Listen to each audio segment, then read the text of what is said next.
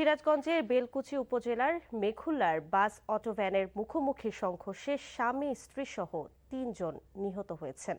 Police জানায়, সকালে সিরাজগঞ্জের এনায়েতপুর থেকে ঢাকা এক্সপ্রেসের একটি বাস ঢাকায় যাচ্ছিল।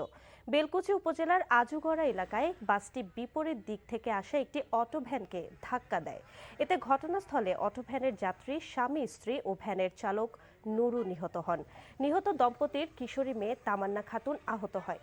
এদিকে গোপালগঞ্জের মুকসুদপুরে 2 বাসের মুখোমুখি সংঘর্ষে 2 জন নিহত হয়েছে। আহত হয়েছেন আরও 25 জন।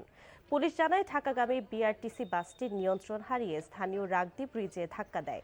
এ সময় পেছন থেকে আসা অন্য একটি বাস সেটিকে ধাক্কা দেয়।